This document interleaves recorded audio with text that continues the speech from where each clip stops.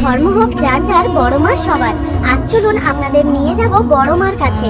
এখানে আসার জন্য শিয়ালদহ থেকে ট্রেনে করে চলে আসুন নৈহাটি স্টেশন। স্টেশন থেকে মাত্র 7 থেকে 8 মিনিট পায়ে হেঁটেই পৌঁছে যাবেন মায়ের মন্দিরের সামনে। এছাড়া স্টেশন থেকে টোটোও পেয়ে যাবেন। এখানে কার নিয়ে আসলে নৈহাটি ফেরিঘাটের কাছে পার্কিং এর সুব্যবস্থা রয়েছে। আর হাওড়া থেকে এলে চলে আসুন চুঁচুড়া স্টেশন। চুঁচুড়া থেকে লঞ্চে করে নৈহাটি ফেরিঘাট। বড় মার মন্দির প্রতিদিন সকাল 8টা থেকে দুপুর 1টা এবং দুপুর 1:30 থেকে 2:30 আর বিকেল 4টা থেকে রাত্রি 8টা পর্যন্ত খোলা থাকে। মন্দিরে সন্ধ্যা 6টার পর আরতি হয়। এখন সামনে দেখতে পাচ্ছেন 100 বছর উপলক্ষে মন্দিরে স্থাপিত কোষ্ঠী পাথরের মূর্তি। কালী পূজার সময় এই নৈহাটিকে এক অন্য রূপে দেখা যায়।